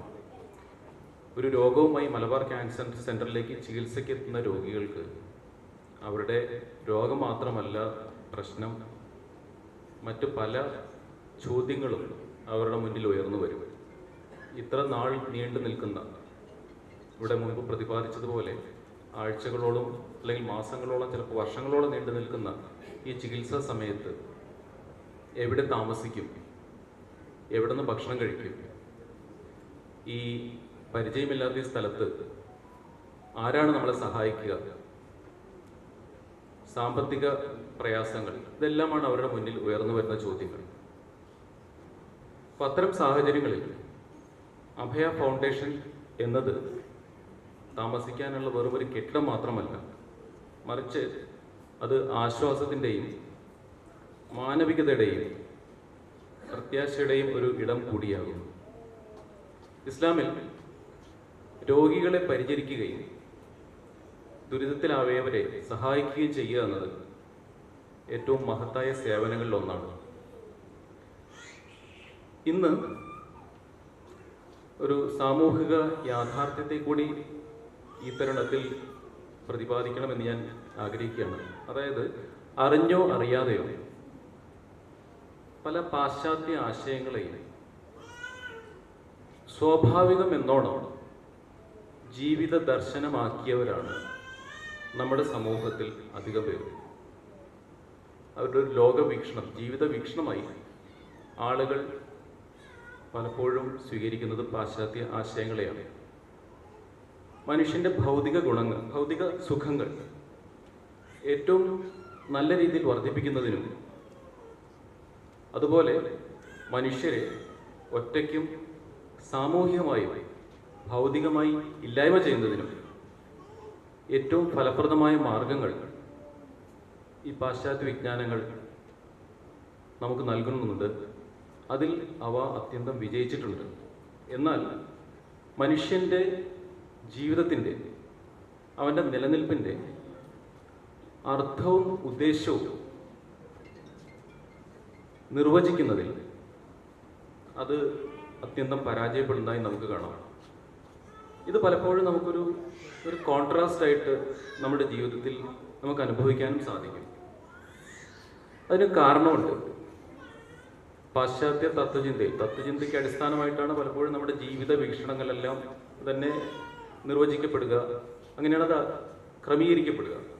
ഈ പാശ്ചാത്യ തത്വചിന്തയിൽ മനുഷ്യൻ എന്നത് വെറും ഒരു ഭൗതികമായ നിലനിൽപ്പാണ്. ആ നിലനിൽപ്പിന് പ്രത്യേകിച്ച് അന്തർലീനമായൊരു അർത്ഥമോ ഉദ്ദേശമോ സാധ്യമല്ല. കാരണം അത് വെറും ഒരു ഭൗതിക വസ്തുവാണ്. അതൊരു ആകസ്മികമായി ഉണ്ടായി വന്നൊരു ഭൗതിക വസ്തുവാണ്. അതിന് പ്രത്യേകിച്ചൊരു അർത്ഥമോ ഉദ്ദേശമോ സാധ്യമല്ല. മാത്രമല്ല അതിൻ്റെ ഒരു അർത്ഥം, ഉദ്ദേശം തുടങ്ങിയ വിഷയങ്ങളെക്കുറിച്ചുള്ള ചർച്ച തന്നെ അർത്ഥരഹിതമാണ് എന്നതാണ് പാശ്ചാത്യ വീക്ഷണം. അപ്പം അത്തരം ലോകവീക്ഷണം ഒരു പ്രബല വീക്ഷണമായി നിലനിൽക്കുന്ന സമൂഹത്തിൽ ഒരാൾ പരോപകാരപ്രദമായ കാര്യങ്ങൾ ചെയ്യുമ്പോൾ അതിനെന്തെങ്കിലും ഒരു ഭൗതിക ലാഭം ലക്ഷ്യമുണ്ടാകും എന്ന് ജനങ്ങൾ സ്വാഭാവികമായും കരുതുന്നു. എന്നാൽ അത്തരം ഭൗതിക ലക്ഷ്യങ്ങളൊന്നും പ്രകടമാകാതിരിക്കുമ്പോൾ പിന്നെ ഒരാളുടെ സൽപ്രവൃത്തിയിൽ അത്തരം ഭൗതിക ലാഭങ്ങളൊന്നും പ്രകടമല്ലെങ്കിൽ പിന്നെ ആളുകൾ വിചാരിക്കുക, സാധാരണയായി സ്വന്തത്തിന് ഉപകാരമില്ലാത്ത കാര്യങ്ങൾ ചെയ്യുന്ന ഇത്തരത്തിലുള്ള ചില നല്ല വിഡ്ഢികൾ ഉള്ളതുകൊണ്ട് ആളുകൾക്ക് ഉപകാരമുണ്ട് എന്ന് മാത്രമാണ് ഒരു പ്രായോഗിക തലത്തിൽ നമ്മുടെ സമൂഹത്തിൽ ജീവിച്ചു പോകുന്ന ആളുകൾ. ഒരു വെസ്റ്റേൺ വേൾഡ് വ്യൂ, ഒരു പാശ്ചാത്യ ലോകവീക്ഷണത്തെ തൻ്റെ ജീവിത വീക്ഷണമായി കണക്കാക്കുന്ന ആളുകൾ ചിന്തിക്കുക. എന്തായാലും ഇത്തരം ചില ആളുകളൊക്കെ ഉള്ളത് കൊണ്ട് പ്രയാസപ്പെടുന്ന ആളുകൾക്ക് കുറച്ച് ഉപകാരമൊക്കെ ഉണ്ട് എന്ന് മാത്രമാണ്. എന്നാൽ അത്തരത്തിലുള്ള ചില നന്മ നിറഞ്ഞ വിഡ്ഢികളുടെ, നന്മയുള്ള വിഡ്ഢികളുടെ കൂട്ടത്തിലല്ല ഞാൻ അഭയയുടെ പിന്നിലെ പ്രവർത്തകരെ ഉൾപ്പെടുത്തി കാണാൻ വിചാരിക്കുന്നത്. കാരണം എൻ്റെ ഒരു ലോകവീക്ഷണം എന്നെ അതിന് അനുവദിക്കുന്നില്ല. കാരണം നമുക്ക് പ്രവാചകൻ പഠിപ്പിച്ചു തന്നൊരു ലോകവീക്ഷണമുണ്ട്. വെറും ഭൗതിക നിലനിൽപ്പിനപ്പുറത്തേക്ക് മനുഷ്യൻ്റെ ജീവിതത്തിന് അർത്ഥവും ഉദ്ദേശവും ഉണ്ടെന്നുള്ള മഹത്തായ തിരിച്ചറിവിനുടമകളായ മറ്റു മനുഷ്യരുടെ കണ്ണീരൊപ്പുക എന്നത് ദൈവ ആരാധനയുടെ അവിഭാജ്യ ഘടകമാണ് എന്ന് മനസ്സിലാക്കുന്ന, അതാണ് നമ്മുടെ അന്തിമ വിജയത്തിലേക്ക് നയിക്കുക എന്ന് തിരിച്ചറിയുന്ന ബുദ്ധിമാന്മാരായ, സന്മാർഗികളായ, ഭാഗ്യവാന്മാരുടെ കൂട്ടത്തിലാണ് ഇത്തരം ആളുകൾ നമ്മുടെ ലോകവീക്ഷണത്തിലുള്ളത്. അപ്പം ഈ ഒരു രോഗി അഭയകേന്ദ്രം സ്ഥാപിക്കുകയും ഇത്രയും വർഷങ്ങളായി നിലനിർത്തുകയും ചെയ്ത ജമാഅത്തെ ഇസ്ലാമി ഹിന്ദിൻ്റെ സംരംഭം അഭിനന്ദനാർഹമാണ്. കഴിഞ്ഞ 12 വർഷങ്ങളായി സ്ഥാപനം നിശബ്ദമായി അനേകം രോഗികൾക്കും കുടുംബങ്ങൾക്കും സേവനം നൽകി വരുന്നു. ഇവിടെ എത്തുന്നവർ പലരും ആശങ്കയോടെയും അനിശ്ചിതത്വത്തോടെയും വരുമ്പോഴും ഇവിടെ നിന്ന് മടങ്ങുമ്പോൾ പുതിയ ആത്മവിശ്വാസവും ധൈര്യവും കൊണ്ടാണ് പോകുന്നത്. ചികിത്സ കൊണ്ട് മാത്രമല്ല, മനുഷ്യസ്നേഹവും സാഹോദര്യവും അനുഭവിച്ചുകൊണ്ടാണത്. അത് തുടർന്നും നിലനിർത്താൻ, ഇപ്പോൾ ഉള്ളതിനേക്കാൾ വിപുലീകരിക്കാൻ സ്ഥാപനത്തിന് കഴിയട്ടെ എന്ന് ആശംസിക്കുന്നു. രോഗികളും ബന്ധുക്കളും അനുഭവിക്കുന്ന മാനസിക പ്രയാസം കണ്ടറിഞ്ഞുകൊണ്ട് അഭയയിൽ അടുത്തിടയിൽ ഒരു കൗൺസിലിംഗ് സെൻറ്ററും ആരംഭിക്കുകയുണ്ടായി. അതിന് 8ഓളം സൈക്കോളജിസ്റ്റുകൾ അവിടെ പ്രവർത്തിക്കാൻ സന്നദ്ധരായി മുന്നോട്ട് വന്നത് വളരെ സന്തോഷകരമാണ്. അതിനാൽ ഈ രോഗി താമസഗൃഹം ഒരു സേവന പദ്ധതി എന്നതിലുപരി സമൂഹത്തോടുള്ള ഉത്തരവാദിത്തത്തിൻ്റെ ഒരു വലിയ സന്ദേശം കൂടിയാണ്. മനുഷ്യ സേവനം എന്നത് വിശ്വാസത്തിൻ്റെ അനിവാര്യമായ പ്രകടനമാണെന്ന് നമ്മെ ഓർമ്മിപ്പിക്കുന്ന ഒരു സംരംഭമാണിത്. ഇന്ന് ഈ മനോഹരമായ സേവനത്തിൻ്റെ 12ാം വർഷം ആഘോഷിക്കുമ്പോൾ നമ്മുടെ ചുറ്റുപാടുകളിൽ സഹായം ഇനിയും ആവശ്യമുള്ളവർ ധാരാളമുണ്ട് എന്നുള്ള കാര്യം നാം മറക്കരുത്. ഈ വാർഷികം നമ്മെ കൂടുതൽ സേവന പ്രവർത്തനങ്ങൾ ആരംഭിക്കാനും സാമൂഹിക ഐക്യം ശക്തിപ്പെടുത്താനും ഏറ്റവും പ്രയാസകരമായ നിമിഷങ്ങളിൽ ഒരു രോഗിയും ഒറ്റപ്പെടുന്നു എന്ന ഒരു അനുഭവം ഉണ്ടാകാതിരിക്കാനും വേണ്ടി പ്രവർത്തിക്കാൻ പ്രചോദിപ്പിക്കട്ടെ. ഈ അവസരത്തിൽ ഈ സംരംഭത്തിന് പിന്നിൽ പ്രവർത്തിച്ച സംഘാടകർക്കും വോളണ്ടിയർമാർക്കും ദാതാക്കൾക്കും എല്ലാ സഹകാരികൾക്കും എൻ്റെ ഹൃദയം നിറഞ്ഞ നന്ദി അറിയിക്കുന്നു. ഇന്നത്തെ ചടങ്ങിൽ പങ്കെടുത്ത സമൂഹത്തെ സൃഷ്ടിപരമായ സാമൂഹിക സേവനത്തിലേക്ക് നയിക്കുന്ന ജമാഅത്തെ ഇസ്ലാമി അമീർ സാഹിബിനോടും എൻ്റെ ആദരപൂർവ്വമായ നന്ദി രേഖപ്പെടുത്തുന്നു. അള്ളാഹു ഈ സേവനങ്ങളെ ഒരു സദക്ക ജാരിയായി സ്വീകരിക്കട്ടെ. ഈ സംരംഭം ഇനിയും അനേകം വർഷങ്ങൾ മനുഷ്യ സേവനത്തിന് പ്രകാശമായി നിലനിൽക്കട്ടെ എന്ന് ഞാൻ പ്രാർത്ഥിക്കുന്നു. നന്ദി. അസ്സലാമു അലൈക്കും വറഹ്മത്തുള്ളാഹി. നന്ദി.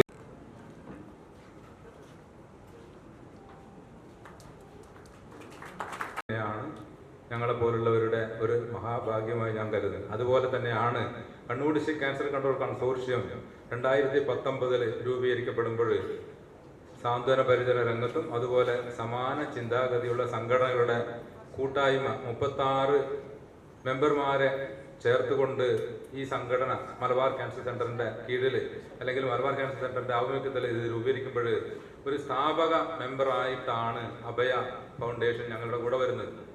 36 മെമ്പർമാർ മാത്രമേ അന്ന് ഉണ്ടായിരുന്നുള്ളൂ. അതിനുശേഷം ഇപ്പോൾ 48ഓളം മെമ്പർമാർ കണ്ണൂർ ഡിസ്ട്രിക്ട് ക്യാൻസർ കൺട്രോൾ കൺസോർഷ്യത്തിൽ പ്രവർത്തിക്കുന്നുണ്ട്. അഭയ ഫൗണ്ടേഷനിൽ ഞങ്ങളൊക്കെ ഒരുപാട് രോഗികൾ ഞങ്ങൾ അതിനുശേഷം 2019 മുതൽ പ്രവർത്തന രംഗത്ത് കണ്ണൂർ ജില്ലയിലും അതുപോലെ കാസർഗോഡ് മലപ്പുറം ജില്ല വരെയുള്ള ജില്ലകളിൽ ക്യാൻസറിനെതിരെ അല്ലെങ്കിൽ ക്യാൻസറിനെതിരെ പ്രവർത്തിക്കുന്ന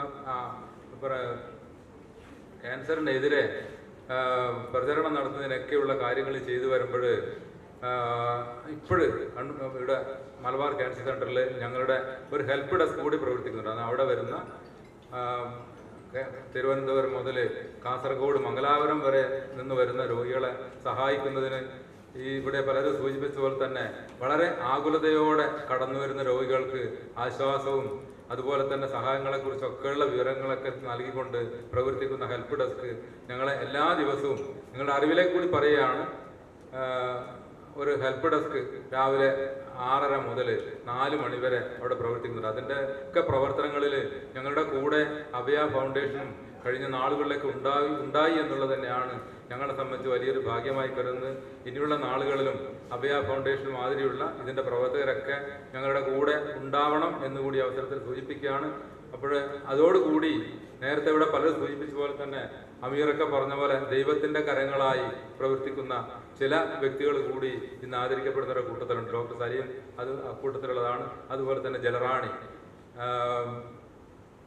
ശാന്തി ദീപം, ഒരു പാവപ്പെട്ട അല്ലെങ്കിൽ ഭിന്നശേഷിക്കാരായ കുട്ടികളുടെ സംരക്ഷണത്തിന് വേണ്ടിയുള്ള ഒരു ശാന്തി ദീപം കണ്ണൂർ ചാലയിൽ പ്രവർത്തിക്കുന്നുണ്ട്.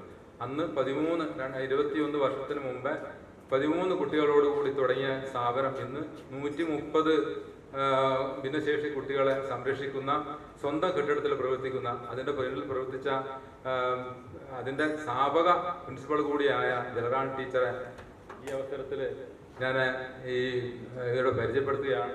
ഇവിടെ ആദരിക്കുമ്പോൾ പരിചയപ്പെടുന്നു. എന്നാൽ കൂടി കഴിഞ്ഞ മിനിയാന്ന് അവിടെ വളരെ വിപുലമായ ഒരു ചടങ്ങിൽ സംബന്ധിക്കാൻ ഭാഗ്യമുണ്ടായതുകൊണ്ടാണ്. എന്ന് പറഞ്ഞാൽ അവിടെ ഉള്ള മക്കൾ ഇവര് കുട്ടികളെന്ന് മറ്റുള്ള അവിടെ ഭിന്നശേഷിക്കാരെന്ന് പറയില്ല, മക്കളെ ഈ 130 മക്കള് ആ മക്കളെ പഠിപ്പിച്ച് അല്ലെങ്കിൽ പ്രോത്സാഹിപ്പിച്ച് ലോസ് ആഞ്ചലസിൽ നടന്ന മറ്റ് ഭിന്നശേഷിക്കാരുടെ സ്പെഷ്യൽ ഒളിമ്പിക്സിൽ 3 മക്കള് അവിടെ വെള്ളി മെഡൽ നേടുകയുണ്ടായി. അത്തരം പ്രവർത്തനങ്ങളാണ് ഇവിടെ ഞാൻ പറഞ്ഞ ദൈവത്തിന്റെ കരങ്ങളായി പ്രവർത്തിക്കുന്ന ഡോക്ടർ സലീം അതുപോലെ തന്നെ കണ്ണൂരിൽ ഒരുപാട് പ്രവർത്തനങ്ങൾ നടത്തുന്നത്. ഞങ്ങളൊക്കെ ഞാൻ കഴിഞ്ഞ ദിവസം ആ ചടങ്ങിൽ പങ്കെടുത്തതിന് ശേഷം അവിടെ ചടങ്ങ് കണ്ട് തിരിച്ചു വന്നപ്പോൾ ഫേസ്ബുക്കിൽ കുറിച്ചത് നമ്മളൊന്നും ആരുമല്ല. ജെറാൻ ടീച്ചറെ പോലെയുള്ള ആളുകൾ ഉണ്ടാകുമ്പോഴും നമ്മളൊന്നും ഒന്നും ചെയ്യുന്നില്ല എന്നുള്ള തോന്നൽ എനിക്കുണ്ടായിട്ടുണ്ട്. അത്തരം പ്രവർത്തനങ്ങളിലൊക്കെ നിങ്ങളുടെ സഹായങ്ങൾ ഉണ്ടാവണം. അഭയ ഫൗണ്ടേഷനും ഞാൻ ഒരുപാട് സംസാരിക്കുന്നില്ല, കാരണം 6:15 ഇവിടെ വളരെ സമയബന്ധിതമായ കാര്യങ്ങൾ നീങ്ങുന്നതുകൊണ്ട് ഒരുപാട് പറഞ്ഞ് നിങ്ങളെ ബുദ്ധിമുട്ടിക്കുന്നില്ല.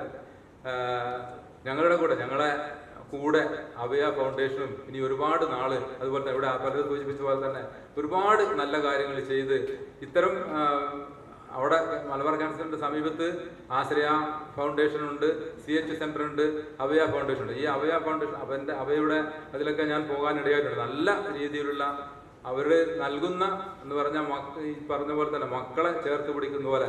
എൻ്റെ പരിചയത്തിലുള്ള ഒരു മോൻ പയ്യന്നൂരിലെ ഒരു 14 വയസ്സുള്ള മോൻ അവിടെ ഒരു 2 മാസം താമസിച്ചിരുന്നു.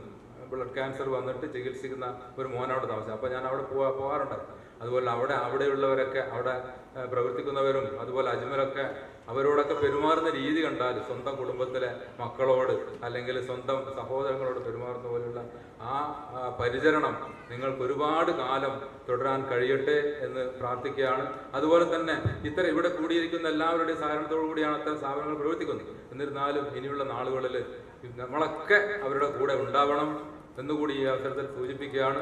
ഒരിക്കൽ കൂടി ഇവിടെ ഇത്തരം സന്ദർഭങ്ങളിൽ ഇവിടെ കൂടിയ വളരെ സഹൃദയരായ എല്ലാ സഹോദരങ്ങൾക്കും നല്ലത് മാത്രം വരുത്തട്ടെ എന്ന് ആശംസിക്കുന്നു. അതുപോലെ തന്നെ അഭയ ഫൗണ്ടേഷന് അതിൻ്റെ പ്രവർത്തകർക്ക് നല്ലത് മാത്രം വരുത്തട്ടെ എന്ന് പ്രാർത്ഥിക്കുന്നു. നന്ദി.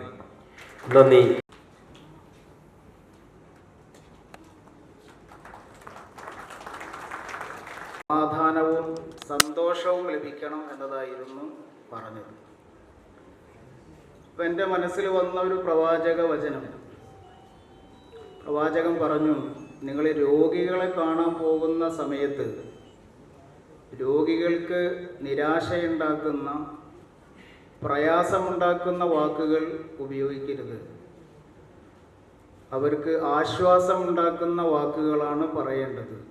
നിങ്ങൾ പറയുന്ന വാക്കുകൾ രോഗിക്ക് രോഗശമനം നൽകിയില്ലെങ്കിലും അയാളുടെ മനസ്സിനത് വലിയ ആശ്വാസം നൽകും എന്ന്. അപ്പോൾ ആ ഒരു പ്രവാചക വചനം തന്നെയാണ് ഈ പുസ്തകത്തിൽ ഉടനീളം നമുക്ക് കാണാൻ കഴിയുക. ഇതിൽ ക്യാൻസറിനെ കുറിച്ചുള്ള നമ്മുടെ ഡോക്ടറുടെ ഒരു ലേഖനമുണ്ട്. അപ്പോൾ ഞാനിത് എഡിറ്റിംഗ് നിർവഹിക്കുന്ന സമയത്ത് എൻ്റെ തന്നെ ഒരു ബന്ധുവായ ഒരു ക്യാൻസർ പേഷ്യൻറ്റിന് വായിക്കാൻ കൊടുത്തു ആ ലേഖനം. അപ്പം അദ്ദേഹം പറഞ്ഞത്, എനിക്ക് കുറച്ച് നേരത്തെ ഇത് കിട്ടിയിരുന്നെങ്കിൽ എൻ്റെ അസുഖം ചിലപ്പോൾ ഇത്ര തീവ്രമാവുമായിരുന്നില്ല എന്ന് അദ്ദേഹം പ്രതികരിക്കുകയുണ്ടായി. എന്ന് പറഞ്ഞാൽ ഈ പുസ്തകം 80 പേജ് വായിച്ച് തീരുമ്പോൾ നമ്മുടെ മനസ്സുകളിൽ ഇതിലേതെങ്കിലും ഒരു അധ്യായത്തിലെ ഏതെങ്കിലും ഒരു വരികൾ നമ്മുടെ മനസ്സിനെ സ്വാധീനിക്കും എന്ന് തന്നെയാണ് എനിക്ക് തോന്നുന്നത്. സാധാരണ പുസ്തകങ്ങൾ നമ്മൾ പരിചയപ്പെടുക അതിൻ്റെ ബാക്ക് കവറിലുള്ള അതിൻ്റെ വരികൾ വായിച്ചിട്ടാണ്. അതിൽ ആ 4 വരികൾ മാത്രം വായിച്ചിട്ട് ഞാൻ അവസാനിപ്പിക്കാം. എല്ലാവർക്കും സ്നേഹം ചൊരിയേണ്ടവരാണ് നമ്മൾ. നാനാജാതി മനുഷ്യരും ജന്തുജാലങ്ങളും പക്ഷിമൃഗാദികളും ചെടിയും പൂവും പുൽക്കൊടിയും നമ്മുടെ സ്നേഹം നുകരണം. ഒറ്റ പുഞ്ചിരി കൊണ്ട് ഓരോ മനസ്സിലും സ്ഥാനം പിടിക്കണം. അതീവ ലളിതമായും അത്ര തന്നെ താഴ്മയോടും ഓരോ മനുഷ്യനോടും സംസാരിക്കണം. ഒരു പ്രാവശ്യം മാത്രം നമ്മെ കണ്ടവരിലും ഒളിമങ്ങാത്ത ഓർമ്മയായി പ്രശോഭിക്കണം. അന്യരായി ആരുമില്ല, നമ്മൾ പരിചയപ്പെടാൻ ബാക്കിയുള്ളവരെ ഉള്ളൂ എന്ന് തിരിച്ചറിയുക. അസ്സലാമു അലൈക്കും.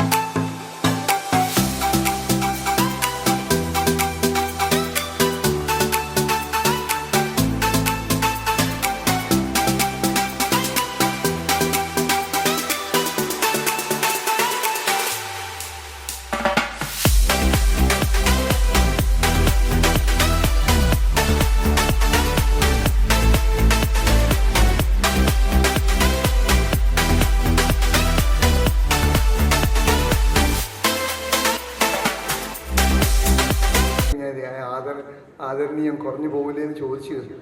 കാര്യം എന്താണെന്ന് വെച്ചാൽ നമ്മൾ പ്രവർത്തിക്കുന്നത് ലോകത്തിലുള്ള ആളുകളുടെ ആ കയ്യടി വാങ്ങിക്കാൻ അല്ല എന്നുള്ള ഒരു ബോധം ഉള്ളിലിടക്കിടക്ക് വരാറ്. ഇതിലേക്ക് ഇറങ്ങിത്തിരിക്കുമ്പോൾ ഞാൻ 25 വർഷം ആയി കണ്ണൂർ ഇപ്പോൾ വന്നിട്ട് കുറച്ചു കാലം ഗൾഫിലായിരുന്നു. എനിക്ക് ആരും പരിചയമില്ലായിരുന്നു.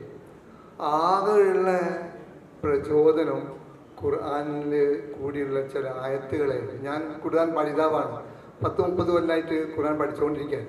അത് 2-3 ആയത്തുകൾ ഞാൻ ഒന്നുകൂടെ ഓർമ്മപ്പെടുത്താൻ നിവൃത്തിയില്ല. എന്നാൽ വലിങ്ങനെ സ്വാധീനിച്ച 1-2 ആയത്തുകളുണ്ട്. ഒന്ന്, അല്ലാഹു സുബ്ഹാനഹു വ തആല സൂറ ഇബ്രാഹിം 14-ാമത്തെ ചാപ്റ്ററിലൊന്ന് പറയാണ്, ആതാക്കും മിൻ കുല്ലി മാ സഅൽതുമൂഹ്, നിങ്ങൾക്ക് ഞാൻ ചോദിച്ചിരുന്നു വേണ്ടുന്നൊക്കെ നൽകി. ഒയിൻ തഅദ്ദു നിഅമത്തല്ലാഹി, എൻ്റെ ആ അനുഗ്രഹങ്ങൾ നിങ്ങൾ ഒന്ന് എണ്ണിക്കണക്കാക്കാൻ നോക്കില്ലേ, ലാ തുഹ്സുഹാ, ഒരിക്കലും എണ്ണി തീർക്കാൻ പറ്റില്ല. പക്ഷേ ഇന്നൽ ഇൻസാൻ, തീർച്ചയായിട്ടും മനുഷ്യൻ ലലൂമുൻ കഫാർ, നന്ദി കെട്ടവരിൽ വെച്ചിട്ട് നന്ദി കെട്ടവരാണ്. സൂറ ഇബ്രാഹിമിൽ പറയാം. എപ്പോഴും ഈ ആയത്തുകൾ ഇങ്ങനെ ഓർമ്മ വരുമ്പോൾ എനിക്ക് കിട്ടിയ അനുഗ്രഹങ്ങൾ സ്മരിച്ചുകൊണ്ടേയിരിക്കാറുണ്ട്. എൻ്റെ 3 കുട്ടികൾ കോഴിക്കോട് മേടിക്കുന്ന പഠിച്ച MBBS ഡിസ്ട്രിക്ട് ടോപ്പേഴ്സായിട്ട് വരെ പഠിച്ചിട്ടുണ്ട്. ഇങ്ങനെ ഓരോരോ അനുഗ്രഹങ്ങൾ തരുമ്പോൾ അതിന് ഞാനെന്ത് തിരിച്ചു നൽകി, എന്ത് ചെയ്യാൻ പറ്റിയിട്ടുണ്ട് എന്നെനിക്ക് എപ്പോഴും വേവലാതി ഉണ്ടാവാറുണ്ട്. അപ്പോൾ വലിയ വലിയ കാര്യങ്ങളൊന്നും ആലോചിക്കേണ്ടില്ല. കിദ്മൻ്റെ ചെയർമാനെന്ന് പറഞ്ഞില്ലേ, ഞങ്ങൾ ആകെ ആഴ്ചയിൽ ഒരു തവണ കട്ടൻ കാപ്പിയും ബജിയും തിന്നിട്ട് മീറ്റിങ്ങിൽ കൂടുന്ന ആൾക്കാരായിരുന്നു. വേറെ ഒന്നുകൊണ്ട് ചെറിയ രീതിയിലായിരുന്നു. അപ്പോഴാണ് ഗവൺമെൻറ് ഹോസ്പിറ്റലിൽ വിസിറ്റ് ചെയ്യുമ്പോൾ ഏറ്റവും അധികം ക്യാൻസർ രോഗിയെക്കാളും വിഷമിക്കുന്ന ആൾക്കാർ ഈ കിഡ്നി രോഗികളെന്ന് മനസ്സിലാക്കിയത്. അന്ന് തീരുമാനിക്കുകയാണ് എന്തെങ്കിലും ഒന്ന് ചെയ്യണമെന്ന്. ആകെ ഞങ്ങളുടെ കയ്യിൽ ബാങ്കിൽ തന്നെ 10,000 രൂപ മാത്രമായിരുന്നു. അവിടുത്തെ 4 സെൻറ്റ് സ്ഥലം കൊടുക്കുന്നവരും അതിനുള്ള അഡ്വാൻസ് വാഗ്ദാനം ചെയ്യാൻ ആ ഡോക്യുമെൻ്റ് വാങ്ങിച്ചിട്ട് മുമ്പോട്ട് പോയപ്പോൾ എൻ്റെ അടുത്ത ബന്ധുവാണ് ഡോക്ടർ ആസാദ് മൂപ്പൻ, മിംസ് ഹോസ്പിറ്റലിൻ്റെ ആസാദ് മൂപ്പൻ. അവിടെ വെച്ച് ഞാൻ ഫോൺ ചെയ്യാൻ, ആസാദ് ഞങ്ങളൊരു ഡയാലിസിസ് സെൻ്റർ തുടങ്ങാൻ പോകുന്ന സഹായം ഉണ്ടാകും, ഞാൻ പൂർണ്ണമായിട്ട് സഹായിക്കാം എന്ന് പറഞ്ഞ് എൻ്റെ അടുത്ത് പിറ്റേന്ന് ആസാദ് വിളിച്ച് വെച്ച് എവിടെ വെച്ചാൽ തുടങ്ങാൻ പോകുന്നു. ഞാൻ ഞങ്ങൾ ബിൽഡിംഗ് എടുക്കാൻ പോവാണ്, അതിൽ ഞങ്ങൾ തുടങ്ങും. ശരിമേ, അതിലൊന്നും നിൽക്കരുത്, പെട്ടെന്നൊരു വാടക ഇത് തുടങ്ങി. പക്ഷേ ഞങ്ങൾ ആ ബിൽഡിംഗ് എടുക്കാൻ തുടങ്ങിയപ്പോൾ കണ്ണൂരിലെ മുഴുവൻ ആളുകളും സഹകരിച്ചിട്ട് 1.5 കൊല്ലം കൊണ്ട് ആ 3 സ്റ്റോറി ബിൽഡിംഗ് എടുക്കാൻ പറ്റും. ഞാനിത് പറഞ്ഞുകൊണ്ട് എന്താണെന്ന് വെച്ചാൽ ഒരിക്കലും കാശില്ല എന്ന് വിചാരിച്ചിട്ടൊന്നും ഇങ്ങനെ സൽക്കർമ്മങ്ങൾ പ്രവർത്തിക്കാൻ മുമ്പോട്ട് വരാതിരിക്കരുത്. എന്തുകൊണ്ട് അല്ലാഹു സുബ്ഹാനഹു വ തആല വീണ്ടും ഖുർആൻ വല്ലദീന ജാഹദൂ ഫീന, ആര് എൻ്റെ വഴിയിൽ ത്യാഗപരിശ്രമം ചെയ്യുന്നുവോ ലനഹ്ദിയന്നഹും സുബല, ഞാൻ അവർക്ക് എൻ്റെ വഴി കാണിച്ചു കൊടുക്കും. നിഷ്കളങ്കമായിട്ട് പ്രവർത്തിക്കുന്നവരുടെ കൂടെ ഞാനുണ്ടാവുന്ന അല്ലാഹു വാഗ്ദാനം. അതിൻ്റെ അപ്പുറം എന്താ പറയുക സഹോദരങ്ങളെ, ഈ 2 ആയത്തുകൾ നമ്മളെ ഓർമ്മപ്പെടുത്തുന്നത് ആർക്കും ഇങ്ങനെയുള്ള പൊതുരംഗത്ത് ഇറങ്ങിയിട്ട് പ്രവർത്തിക്കാൻ പറ്റുമോ, അതിന് ആകെ വേണ്ട നിഷ്കളങ്കം മാത്രമേ ഉള്ളൂ. അതിന് ദൈവം തമ്മിൽ നമ്മൾ അനുഗ്രഹിക്കട്ടെ എന്ന് പ്രവർത്തിക്കണം. ഒന്നും കൂടി പറയാണ്, ഞാൻ ഈ പ്രവർത്തിക്കുന്ന എല്ലാ ഭാഗങ്ങളിലും എല്ലാ മതവിഭാഗക്കാരും ഉണ്ട് കേട്ടോ. കിസ്മയിലും എല്ലാ മതവിഭാഗക്കാർക്കും ഒരേ രീതിയിൽ ട്രീറ്റ്മെൻറ്റാണ് കൊടുക്കുന്നത്. Thank you.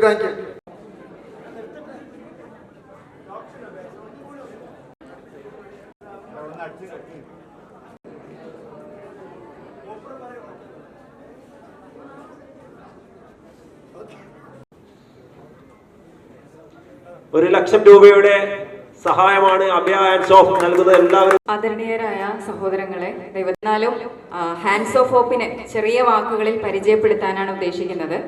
Hands of hope എന്നത് കഴിഞ്ഞ വർഷം ഫെബ്രുവരിയിൽ ജമാഅത്തെ ഇസ്ലാമി വനിതാ വിഭാഗം കണ്ണൂർ ജില്ലാ കമ്മിറ്റിക്ക് കീഴിൽ രൂപീകരിക്കപ്പെട്ട ഒരു വനിതാ കൂട്ടായ്മയാണ്.